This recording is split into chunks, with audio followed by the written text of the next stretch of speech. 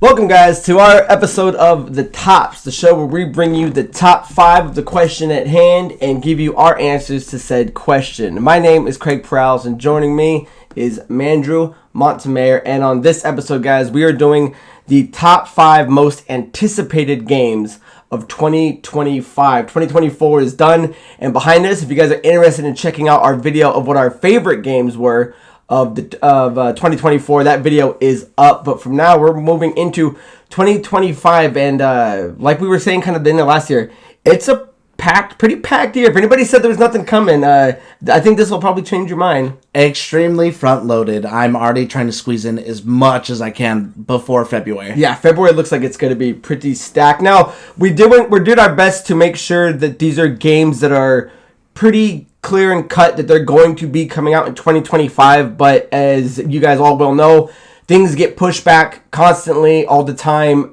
So as far as we can tell, everything on these lists, so Andrew and I are each giving you a top 5, so you're getting top 10 anticipated games. But as far as I can tell, all of these should be. Is there anything you're worried about on your list that might get pushed back, or are you pretty confident everything's at least going to make it to Q4? No, I'm already confident, and I feel like a lot of these are going to be out by the summer, so mine are all like front half games. Okay, I got a feeling a few of mine are going to squeak their way into fall, probably winter. So with that being said, guys, let's get into it. Andrew, why don't you start us off with your top 5? So it'll go Andrew 5 to my 5, and we'll kind of go back and forth like that till we get to our number 1. So Andrew, what is the 5 game for you're looking forward to in 2025? Sure, my number 5 is going to be a big one that's on the tip of everyone's tongue kind of right now, and that's going to be Avowed, and that's of course developed by Obsidian, who Xbox owns as part of Bethesda, and published by Xbox, of course. That's coming out on February 18th. This is a game that's been revealed for a while, really been hyped up. Of course, Obsidian, famous for doing Fallout New Vegas, which a lot of people think is better than Fallout 3. So that's that was a really big claim to fame at first. And then, of course, for me personally, I do love New Vegas, but I love Outer Worlds. And as a little bonus thing, Outer Worlds 2 is coming out sometime this year. I didn't even realize that when I was writing these notes down. So that's crazy that they're going to be putting out 2 games in 2025. But I'm really excited for this because I don't think we're getting Elder Scrolls for a really long time. They've been saying that. I don't even think it would be a next year game.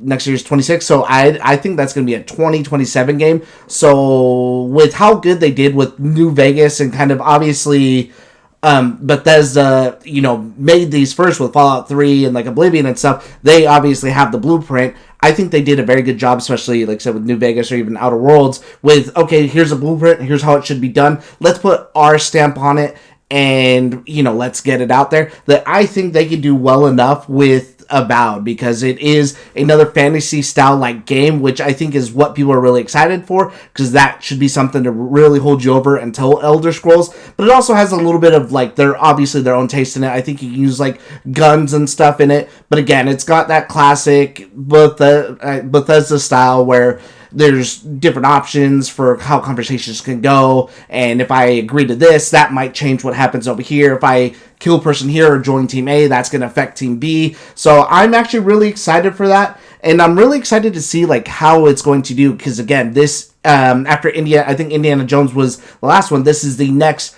big game coming out from Microsoft that's going to be for Xbox, that they're going all in on since the acquisition. So just to see how it's going to do in general, that even if the game wasn't good, the conversation around it is going to be very interesting. Yeah, wasn't Avowed supposed to come out last year too, and it got pushed to this year, right? Yeah. I believe it was supposed to come out at the end of last year. I wanted to say September, I'm not 100% for sure, but it did get pushed so that way they could have some time to work on it. And I don't think that we've really heard anything saying that it's not. I'm pretty sure they're actually going to be at the Developer Direct next week. So who knows, maybe that'll be kind of like a final preview for it to see, and if they're already going to show it off like that, then I doubt it's going to be pushed back. Yeah, from what I can tell, the game's going to be really big and really fun. So with that being Andrew's 5, my number 5 is Judas, which is an upcoming first-person shooter game developed and published by Ghost Story Games. It is Ken Levine's first video game since BioShock Infinite, Burial at Sea in 2014. That's insane. The game is scheduled to release on every platform, and as far as we can tell, it's coming out on March of 2025. Now, the plot, if you're not familiar with the game, is Judas takes place on Mayflower, a generation ship traveling through space carrying the last remnants of humanity to Proxima Proxima Centauri. The ship is run by 3 individuals. Tom, who wishes to preserve humanity in its original form, and he's kind of like the sheriff. If you're watching the trailer, he's kind of like the sheriff, the guy that's in charge of security. Nefertiti, who's his Nobel Prize-winning wife, who wishes to transform humanity into a race of robots free of flaw, and their adopted daughter, Hope, who wishes to delete herself from existence. Now, if you are seeing the trailer, she plays the counselor type role, and from what we've been able to see from things like behind the scenes like IGN, they kind of have like a Terminator role where they can't self-destruct. So her kind of mission is to get you to eradicate all these things.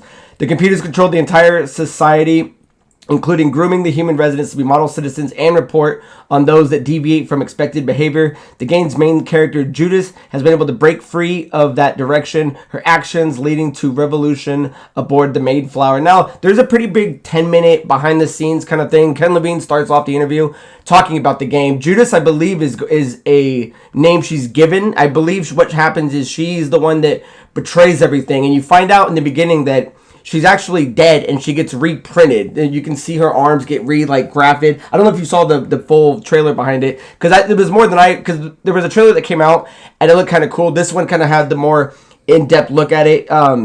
We find out that she's a hacker and an engineer. So like previous BioShock games, the combat is familiar. It's got the gun in one hand, and it's got powers in the other. But the cool ability is now when you do like your pause screen, you can start hacking robots, you can start hacking security footage. So there's kind of more of that futuristic kind of tech that's involved with it. I've definitely been craving a BioShock style game. Now, just to be clear, because there was some confusion, Judas is not part of the BioShock storyline, the timeline, or anything like that. I think a lot of people thought it was going to be.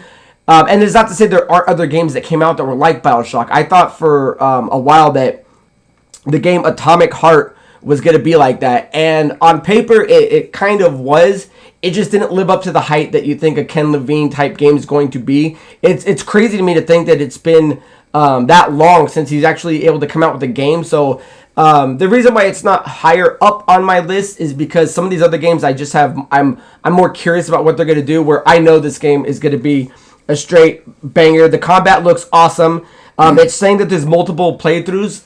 There's going to be points where you can help out of the 3. You need to get help from at least 1 to 2 of them to keep your mission moving forward. But one of the things they were showing is like if you start betraying people or if you don't cooperate with them. She was like running towards a hallway and she's about to try to leave a door because she's getting chased by monsters, but one of the people that she's not cooperating with pops up and locks the door on her. So it's going to be really interesting to see that different playthroughs of what's going to happen, and I really kind of like the way that they're doing that, because it's nice to see when a game on scale like that is that good, the want and what it's able to deliver in terms of multiple playthroughs to see what you're going to get. So it looks like it's got some really cool characters. Some of the robots that you see, like this horse-looking robot that jumps around that gets all crazy, was fun to watch. And it shows that you're going to have this big robot-like dog called Scuddy that's going to be able to kind of get you around different places. So I'm definitely looking forward to it. It looks nutty as hell,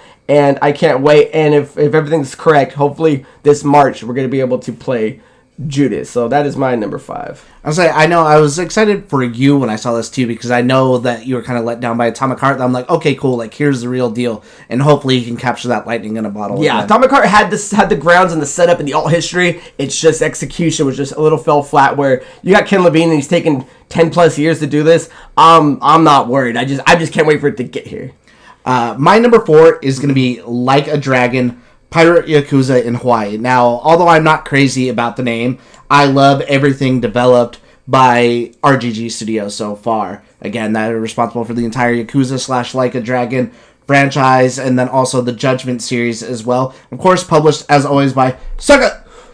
Now, this comes out February 21st. Another February game for me, unfortunately. This one has you taking... this one takes place... I don't think they said if it takes place at the same time or after Like a Dragon 8 Infinite Wealth. So either way, it's set in Hawaii, though. That's where the last game took place at, for a majority of it, was in Hawaii. Only this time you're playing as Goro Majima. Anyone who's played any of the Yakuzas knows exactly who he is. He's like the craziest. He's always a fan favorite person just because of how insane he is. And you pretty much, this game is going to be a beat 'em up, so it's not going to follow the RPG style like the other ones are with the turn-based combat. So for anybody who was waiting for, maybe more of the action style series, this game's going to be out there for you. I'm really excited for this one just because, again, I love everything that they do, but on paper, it just sounds really fun and really crazy. So I haven't been let down by a game by them so far. I think the worst game that I played by them, I would call it like mid at best, which I mean isn't the worst thing to say. And I wouldn't even say it's so much that it's mid. It's that the game came out in, like 2013 and I'm just now playing it, when I beat these in like 2020, 2021, I think, when I ran through all these, that I'm like, this is just dated, and the combat doesn't feel as good as it should, especially after playing some of the other games in the Kiwami series. But also, too, especially if you're into the sailing, IGN actually just dropped a preview of it, too, that there's a lot of people are saying that this is some of the best naval, that pirate-style combat since Black Flag, and maybe even to rival it and something a little bit better. And I know there's a lot of people out there who have been looking for something like this, especially since Black Flag, because it almost kind of seems like after that I don't want to say like diminish the naval combat, but it just wasn't the same as it was, that it gives you that pirate feeling when you're out on the seas. And what's even crazier is that no one else has really kind of captured that feeling. You have Sea of Thieves, which is a little kind of more cartoony. I don't think Ubisoft took forever to have Skull and Bones come out, and of course they were the ones who even made Black Flag, and they still couldn't capitalize on that feeling of what it is. And a lot of these people in the previews are saying, like, this is it. This is the game that really makes you feel like you can do whatever else you want to. You don't even have to do this if you don't really want to. But if you want to get out there and live that pirate life with the naval combat and stuff, it's fun. It's different. They have their own kind of stamp on it. And I think that that's, really cool. That's awesome. Yeah, I didn't even know that was going to be a big... I mean, obviously, it's the pirate thing. I didn't know that was going to be, like, a big aspect of it. And, yeah, it's so weird that they just can't nail down good naval combat these days. It's just even more insane to me, because I was looking at I'm like, oh yeah, Skull and Bones did come out, because I remember it being like delayed forever. I'm like, how did it do? I don't remember hearing anything about it, because I wasn't really interested in it. But I'm just looking at it, I'm like, man, this thing just got slaughtered out there, and I don't understand how you create something that people love, and then you can't just like improve on it, or even here's just more of the same, I guess, and we'll do whatever. Like, we're just gonna take forever, throw all this money, and just make a worse version of something. Right on. So my number 4, guys, is the new Fable, which is an upcoming action role-playing game developed by Playground Games and published by Xbox Game Studios.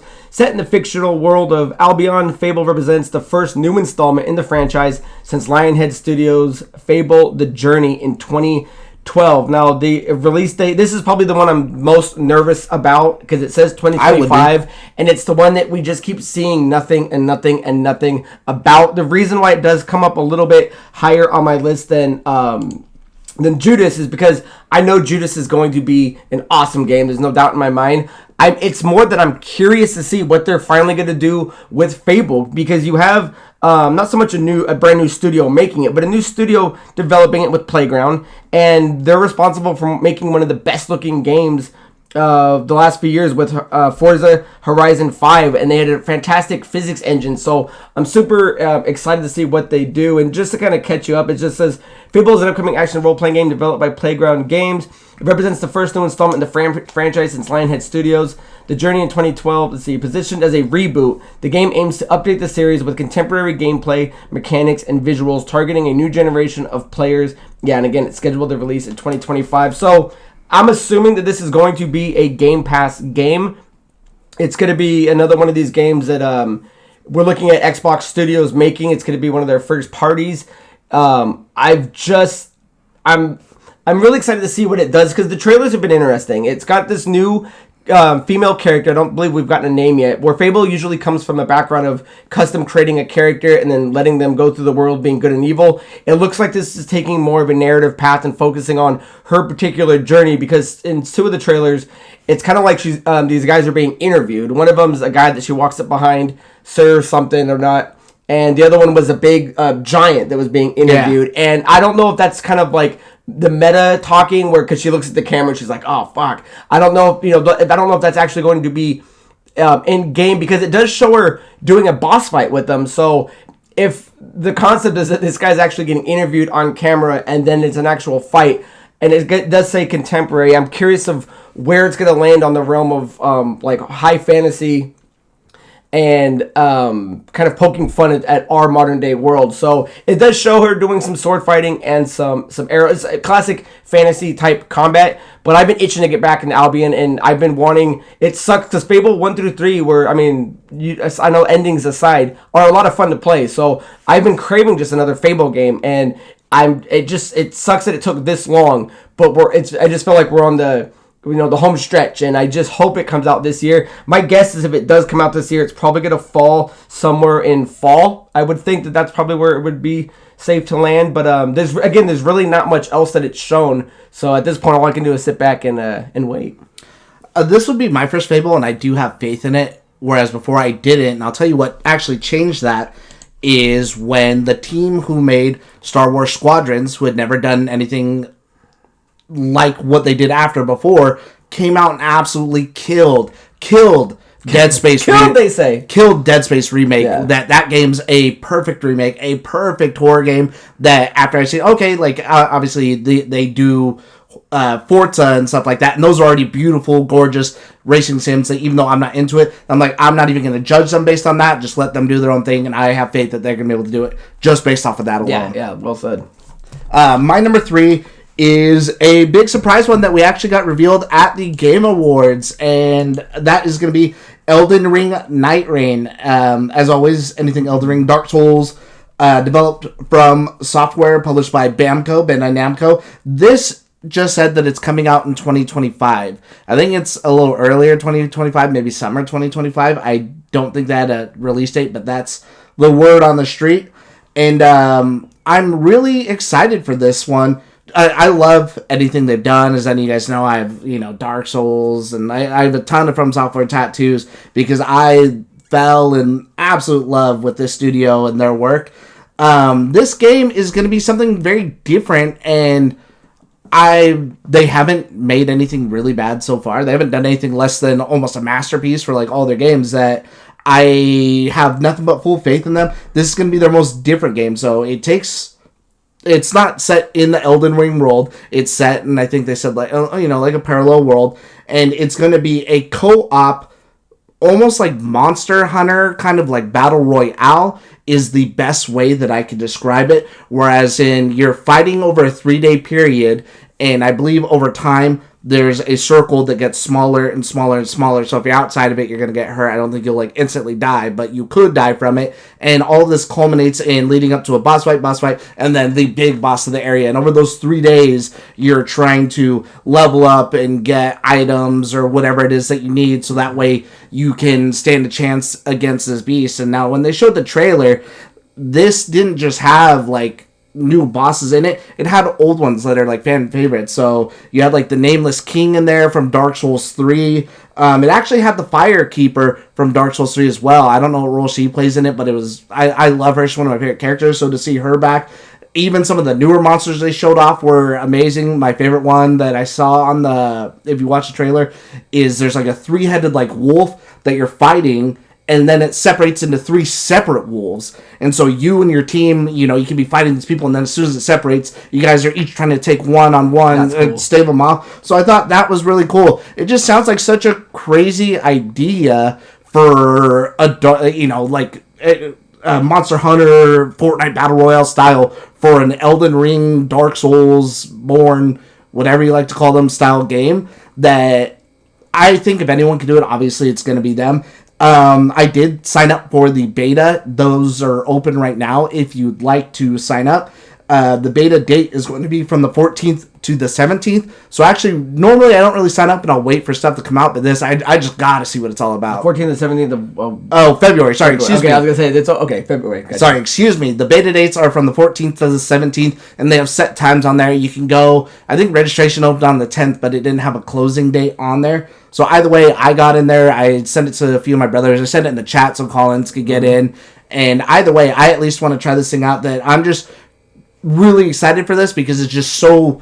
You're just taking something that you're perfect at, and now we're just adding other stuff. And it doesn't feel like oh, hey, we're just another studio. Now we're just going to do another Battle Royale style game or something like that. Like, it's just their own take on something that's already popular that I think if anybody can nail it, it's going to be them. Perfect. My number 3 pick, guys, is Doom The Dark Ages, which is an upcoming first-person shooter game developed by id Software and published by Bethesda Softworks.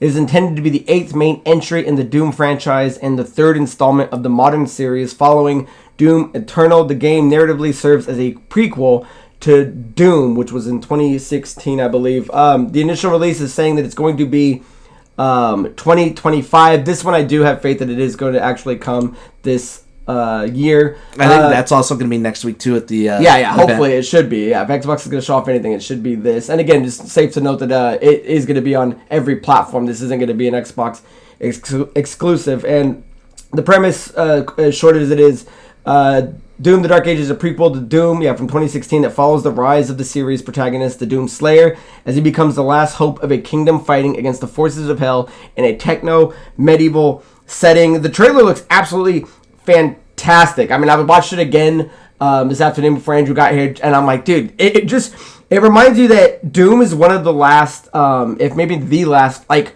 hardcore heavy metal type game. You're watching the trailer, you just want to start rocking out to it. It's got a killer soundtrack. The combat, as always, looks fast-paced. 2016 Doom, you should be playing all of these. I mean, if you haven't, it's a perfect time to knock out 2 of these games before the new one comes, because it was a perfectly reintroduced as kind of a soft reboot. I just beat them recently. And I remember telling you all the time, I'm like, dude, you gotta play Doom. And when you do, and at least now you have 2 games back to back you can play. 2020's Doom Eternal kind of slowed down a bit, and some people had an issue with when they introduced the ship hub, because one of the cool things about Doom was it's just level to level, fast-paced combat, doesn't stop, there's no slowdown time, where 2020 kind of introduced the ship and you can use it to unlock rooms and keys and guns. A lot of people didn't really care for it. I didn't mind it. Before I go on, did you like the ship at all? Did the ship take you out of the world at all? It didn't take me out of the world, but now that I think about it, I do like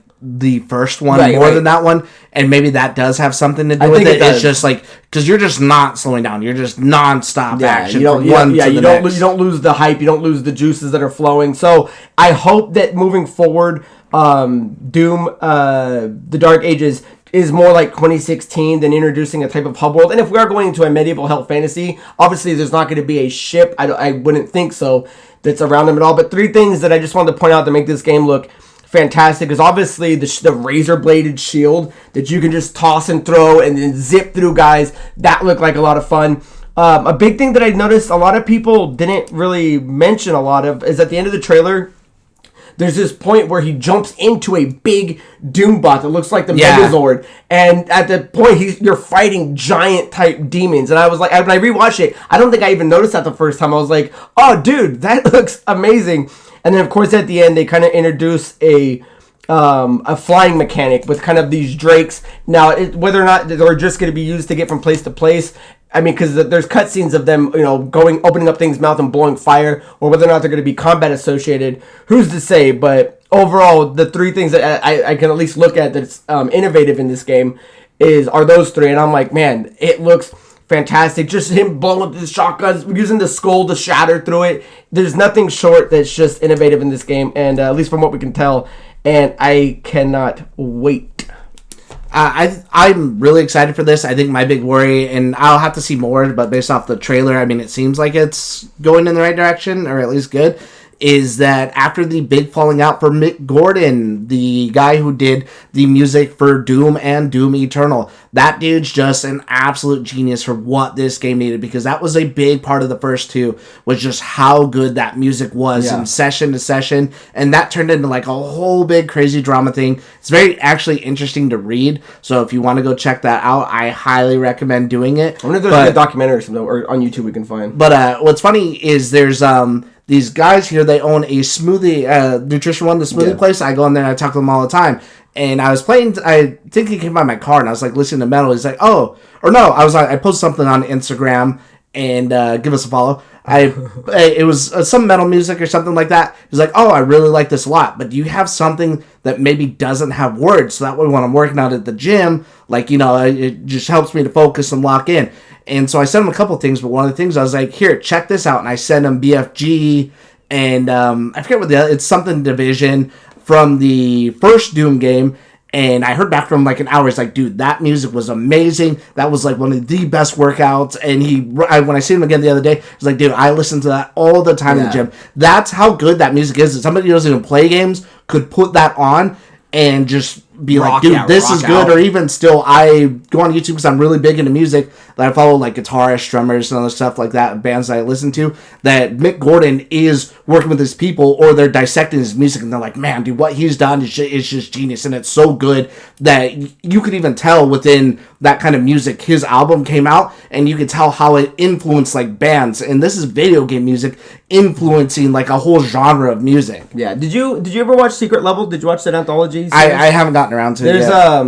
You should at least watch the Mega Man one because I know you'll dig that. There was I don't think it's been confirmed, but I think it was a rumor that Microsoft was pitched, or Xbox more specifically was pitched to do an episode that was supposed to be a Doom guy, Master Chief crossover. And I'm like, dude, do you know how amazing that would have been to see both of them fighting, whether it be demons or alien hordes, and just listening to that badass music just rock in the background with Chief. And it's like the fact that, again, one of these things is just another letdown from Xbox is like, because if that's true, it's like, dude, it wouldn't have cost you anything but free publicity. You would have licensed that out. They would have paid you to make it. And that, I think that would have been the most epic thing ever. Because I do want to, and what I would like is because obviously there's some Doom movies, and you could, I love them. Yeah, they're cheesy, but there's they're solid, they're good fun. I wouldn't mind seeing like how the new Castlevania's out. If they made a Doom cartoon, man, or a Doom animated series, why not? There needs to be more than just this game, because Doom, as much as it's badass and we all like to play it, I don't think there's enough out there to promote it, and I think it needs a little kick in the ass to get the average Joe back on it. But yeah, Doom, hands down, looking forward to it. My number 3. I think that'd be a good companion piece. My number 2 is going to be Claire Obscure Expedition 33. Now, this is developed by Sandfall Interactive. I don't really know too much about them, and when you look it up, you can't really see too much, so I think this might actually be their first game. They're like a French studio, and published by Kepler. This is coming out in 2025, but we probably will get a release date next week, because when I was writing this, I'm like, oh, that name looks familiar. That is a developer that is going to be at the Developer Direct next week for the Microsoft conference. And I believe they said that this game's already going to be coming to Game Pass, so I'm really excited for this. Now, this is going to be a RPG, a JRPG, almost like turn-based with a little bit of, I don't want to say action in it, but almost like, I think like Legend of Dragoon, where you can have like a button prompt so you don't just hit your turn and that's it, and then you're waiting. So there's different things that button prompts you can do to like dodge or maybe do like an extra attack or damage while you're fighting. So that's cool. We haven't seen that in a long time. I'm actually really a big fan of Legend of Dragoon. It's going to be dark fantasy set in like late 1800s, early 1900s France. They call that the like Belle Epoque era. Or I think that's how it's pronounced. I probably pronounced it wrong, but it's almost kind of like Bloodborne France, that just really dark, like gothic art style. And I think the story just sounds insanely interesting. So pretty much what it is there's a paintress. It doesn't really say too much about her, whether she's good or bad. You just have to take it as bad, because what happens is bad for the people, but who knows why it's even done. And what she does is she like paints a number, and it ends up going into the sky, and what it is everybody of that age will die. And I think they have like a week or something like that. So you set out as this group who fits within that it is going to be your time to die, trying to stop your fate. So I think that sounds insanely cool. That's an insanely interesting story. And even though I would love to have them, so no diss of them, but since we haven't really been getting Final Fantasies, I've still been eating good with JRPGs, with Like a Dragon, with Metaphor, and now with this, that, you know what, they could sit on the back burner, because I'm eating good over here. So either way, this is something that I'm extremely excited for. I remember when the trailer first came out, I'm like, man, this looks so good, because it's actually a beautiful looking game too. Craig, are you excited for that one? Yeah, I was gonna say out of the both lists, I was gonna say it's probably the one that's the most original, right? I think everything on our list is all coming off of a franchise or at least maybe a sequel or a reboot. I don't care for the name. It's not gonna change whether the game's good or bad. It's just a mouthful to say. But after what we're saying, it's gonna change. Just like with Indiana Jones, we're like, okay, it's cool. Yeah, I know it makes sense, but yeah, I think it sounds extremely unique. It sounds, especially if it hits the Game Pass. I mean, I know we'll play it day one. I hope it doesn't hurt its reputation, because I hate when games go to the Game Pass that need a chance to get well known and get going, and I would hate to see the team get closed or something. Who makes it again? Sample Interactive, and this is it. As far as I looked when I saw it on there, and I don't know if there's some sort of deal date or something. It says that it's coming to everything. Okay. So it'll be just on Game Pass for us. So we'll see how good it does on other consoles. Yeah, this is something, provided it's good, because it looks insanely good. And again, we'll find, I'm sure we'll be talking about it next week, that this is something that I think could be, okay, well, here's one, and now it sounds like a fucking franchise, man. Yeah, after watching the trailer, man, because I watched all of these again today, I was like, man, that thing, no one's talking about it. So I'm glad you put it on the map list a little bit more, because it came and everyone was like hype on it, but then I don't hear anybody still prattling on about it, and maybe there's a couple of anticipated videos out there that bring it up, but I remember watching it, I was like, yeah, I can't wait to get my hands on that. That's almost my number one. Like, nice. It's literally like neck and neck. So, with that, guys, my number two, right? That was your number two. My number two is Grand Theft Auto 6, which is an upcoming video game in development by Rockstar Games. It is due to be the 8th main Grand Theft Auto game, following Grand Theft Auto 5, and the 16th entry overall, set within the fictional open-world state of Leonida, based in Florida, and its Miami-inspired Vice City. The story is expected to follow the criminal duo of Lucia and her male partner. Now, this is, again, a release of Q3, Q4 2025.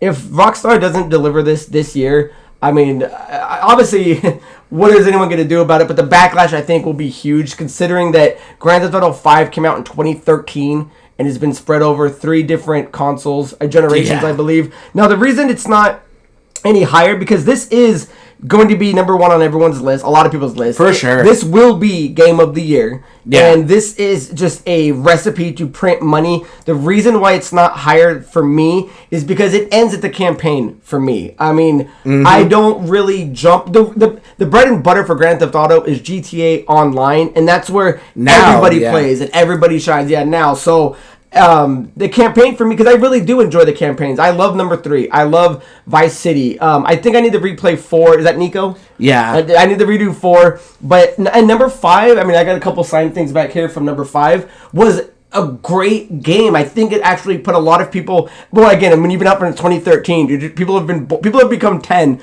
and 20 since that game came out. So for me, it was awesome to see it, and I have no doubt in my mind that this storyline is going to be fantastic. I think the world's going to be huge. I mean, I am dying to go back and see Vice City. So the reason why I think it's going to be number 1 for a lot of people, but for me, it ends at the campaign. Do you ever jump on GTA? I mean, I've dabbled with it, but it's not what I play. But I know that's what makes this franchise shine, at least modern day. I played like a few things on there, but I'm not crazy about it, like how some people play it every day, or people even take it a step further where they have those giant like role-playing communities. Yeah. For me, it's just a story, and then I'll get in and mess around and just have fun and destroy a bunch of stuff, and that's like kind of really it for me. Nice. So I'm definitely looking forward to it. But guys, so that's our number 2s. Before we get into our number 1s, guys, here real quick is just a shout out for some honorable mentions. Numbers. That wah sound can mean only one thing. We must gaze over an epic shot of a world, and there should be lens flares. Now we see our hero, but only their silhouette, because the developers haven't finished the design. If I do not keep my oath,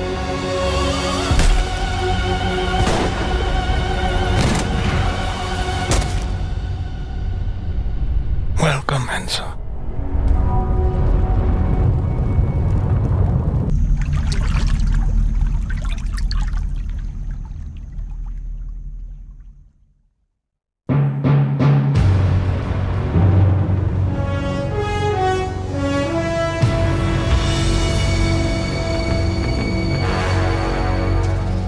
What a thrill.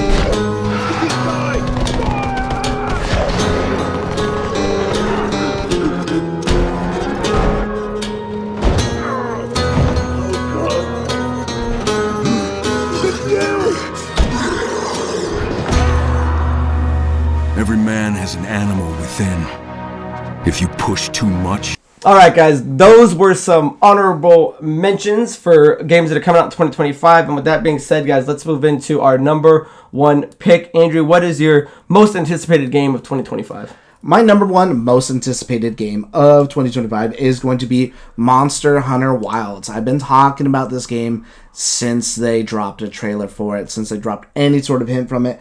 I'm a huge Monster Hunter fan. I guess I'm huge now into it, versus I never really played it when it was on the Wii or anything, but when that game came out, the Monster Hunter World was the first one on 2018 to come to PlayStation and Xbox and pretty much everything. They dropped Stellar, amazing piece of DLC with Iceborne for it. That came out a year later in 2019. Yeah, you were all over that. Yeah, then they had the Switch version of Monster Hunter Rise, which came out in 2021. But then that came to Xbox and everything in 2023. Then they did Sunbreak, which came out in 2022. So they've been pretty busy. And Sunbreak and Rise and Sunbreak were really good too. It's just, you could tell it was built for like a lower end console, like a Switch. So there's lots of, I hate to use the term, but like that Switch stink when you're playing it, where you're like, man, I could tell that this was built for something less, and it's definitely a port. And again, this is coming out February 28th, published and developed by Cap Gods, who are just killing absolute anything they are doing these days. I'm just really excited for Monster Hunter. I love Monster Hunter. It gives me that pretty much loot craze that I'm not really getting from anything else, because I do love playing games like Destiny, or I had fun with Borderlands. So I love hunting those monsters, getting just the random stuff, and then building like my own armor, my own weapons. I like a lot of the changes that are coming to this one. Like there's now, I don't remember what the thing is that you call, but you can carry something. And what it does is it lets you have two weapons now, whereas before you would always go in with one weapon, which kind of sucks sometimes, because I like to play the greatsword a lot, but then if I don't know anything about the enemy and I'm going in with a greatsword and they're really fast, I'm sitting here swinging this heavy sword and I'm like, man, dude, like I'm just missing, and I'm sitting here having to time it, so the fight's taking longer. So instead of using that, I could switch over to the katana or like the pole blade or even the dual daggers. It just opens up the possibilities for gameplay style that much more infinitely. And my other favorite thing about this too, again, just like the others, you can play solo or co-op, but now you can actually do AI co-op. And I remember when I played Monster Hunter World, I don't think it had quite just hit just yet for Xbox, so sometimes it was a little hard for me to find certain people to play with certain monsters and everything, and I remember just being stuck on one that it took me, however long fighting this thing and chasing it all around the map. I'm like, dude, this would make it so much easier. But again, you can play solo just like you always could for those who are into that. And again, I like that this is just going to be, instead of like what they did with Rise, take a little bit from there, but it's going to be a successor more to Monster Hunter World, where you have all these monsters that are out there, all these different kinds. Some of them move in herds because that's just the way they are. Then you have maybe a monster that you're hunting that is a bigger guy, but then you have the bigger fish too that preys on that one. So you'll be fighting something, and then your whole mission will just go sideways because now a bigger, more powerful monster's in there too. So you either have to separate them or try and deal with both of them at one time. And I felt like that was always the most fun thing when I'm playing the other one, that even if it is annoying because I'm fighting this guy, like the Basil Goose will come in and that thing's like super aggressive, or the Devil Joan, I'm like, damn it, dude, this guy's so aggressive, and I'm not trying to fight him because he's going to kick my ass. And so I'm chasing this other thing, or I'm hitting it, trying to run and hide and circle back around to get the other guy to go away from him. But I just find so much fun and enjoyment in the Monster Hunters games that I'm glad that those are just, out there everywhere now, versus for the longest time they were just kind of stuck to Nintendo. Right on. Your number one, guys, is Ghost of Yotei, which is an upcoming action-adventure game developed by Sucker Punch Productions and published by Sony Interactive Entertainment. It is a standalone sequel to the 2020 game of Ghost of Tsushima. It is set to release on PlayStation in 2025. Again, no solid month, but I'm pretty sure this would probably be in the same boat as Q3, Q4, fall, winter. The synopsis is, Ghost of Yotei centers around the theme of underdog vengeance. This story is set in Hokkaido, Japan in 1603, 329 years after the events of Ghost of Tsushima. Players will take control of Atsu, a female warrior who adopts the persona of the ghost at the dawn of the Edo period. Developers have claimed that players will have more control over Atsu's narrative and choices compared to Ghost of Tsushima, which is absolutely great to hear. Ghost 1 was my game of the year back in 2020. I actually would have liked to see the continuation of Jin Sakai's story, but after seeing the trailer, I have no issues with it moving forward with the new female protagonist. I do kind of like the fact that they jumped forward 329 years. I like that it's not tied to it. It is a sequel, so for fans like me that go, hey, this is now part of this franchise, someone new could play this and then go, oh, you know what, this is great, let me go back and play Ghost of Tsushima. Now, obviously, Ghost gets compared to Assassin's Creed, but that's only based on on paper, and if you're just comparing them side by side, where Ghost is the better game. I think it blows out Assassin's Creed's. I haven't even played it, and I know it is. Hands down. What they were able to do with the combat was fantastic. It has these open battle scenes. It has these when Andrew and I were looking at the original trailers, it's set up in this kind of this old samurai style movie kind of thematic. It's got these different things you can kind of change with the combat. You can do open fighting. There's a couple different builds you can do. There's these big epic duels, these fucking one-on-one duels you can do. But at the same time, they did a fantastic job of not reintroducing stealth, but making stealth a component that feels like you can make your character do that. There's obviously certain times you're going to have to battle certain characters, and that's just part of the story. But as far as taking out bases and creeping up on people, they had a great job with the grappling hook. One of the coolest things they had that I know a lot of people liked was even just traversing the map. Something as simple as the wind blowing in a direction just to kind of follow you on your guide instead of having a big yellow line. I was about to say beats the yellow paint. That you've got to follow. It's got these foxes you can do. It's got a lot of interesting lore that makes you just feel like you're in Japan. There's a lot of things to go look at. There's a lot of things to go do. Number one had a pretty brutal storyline as far as Jin Sakai's story goes. With his family, with the Mongolians, and how it ends. I won't spoil anything for you, but it does have a very compelling ending. So when it's saying it's going to focus more on her narrative and her choices, to me that reads as nothing but good, because I thought those, even if they're focusing on it more, I thought that was still the best part of what Ghost of Tsushima had, were the choices you could do, the alliances you could build, and the narrative story that he has. So if that's going to be something that's even better, and because you don't really, obviously the combat's going to be upscaled, a little cleaner, a little crisper, but it's like, okay, but the combat's perfect. To me, Ghost of Tsushima is almost a near perfect game, and they have the definitive updated collection, so it's even better now on the PS5. So if you're going to take with the combat that was already great and fantastic and blows away its comparison by leagues and miles if you're comparing it to Assassin's Creed, and focusing on a more dedicated storyline and choices that are going to have these various outcomes, and who's going to be on your team and who's not, then all I can say is I'm definitely looking forward to it, and I'm hoping, and I think it's. I know a lot of people wanted a Ghost of Tsushima 2, but that's not to say we still won't get one. I mean, this is all it is Ghost of Yotei, and it's in the same universe, but that doesn't mean we're not going to get a Ghost of Tsushima 2. I doubt it at this point. I think they probably will just do maybe a trilogy, Ghost of Tsushima, Yotei, and then maybe one final one. But as far as it's moving forward and the things they're going to be focusing on, I've got nothing but smiles on my face for this game. So I'm definitely looking forward to this. And as Ghost being my game of the year 2020, it's the reason why Ghost of Yotei is my number one anticipated game. Because if it is as good, then I'm looking at my game of the year so far. So at least it's a number one contender. So looking good for me. Yeah, I was going to say, this game looks extremely good. It's something that I'm jealous of, and I almost am still on the verge of buying I think now I should wait more than ever, because I'll probably be able to play these just later on down the road, but getting a PlayStation 4, because I love anything set in that kind of excuse me, in that feudal era, especially too when it's almost, I don't know exactly what they call it over there, but the closest thing you can compare it to is almost like an American Western. Yeah. That That's what I was thinking. I just absolutely love that style. Yeah, playing it in different filters, playing it with Japanese versus in English. There's a lot of customization just to the simple experience of Did you just play in playing Japanese or English? I switch back and forth. Oh. There's certain things, like if I'm not doing something that's heavy, I'll switch it to English if I'm just kind of bouncing around the lines. If I'm doing story mode things and about to watch cutscenes, I turn it to Japanese. Nice. So guys, with that being said, let's recap our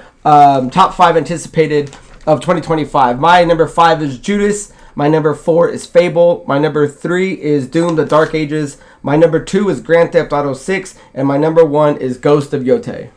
My number 5 is Avowed. Number 4, Like a Dragon, Pirate Yakuza in Hawaii. Number 3, Elden Ring Night Rain. Number 2, Claire Obscure, Expedition 33. And number 1, Monster Hunter Wilds. Excellent. So guys, if you enjoyed this video, do us a favor, give us a like, leave a comment, hit subscribe. I would definitely want to encourage you guys to leave down in the bottom of the comments your top 5 games that you're looking forward to in 2025. Did Andrew and I miss anything? Did our list kind of mesh with yours? Did it clash with yours? So do us a favor, leave a comment down below, guys. Until next time, my name is Craig Perales. This is Mandrew Montemayor.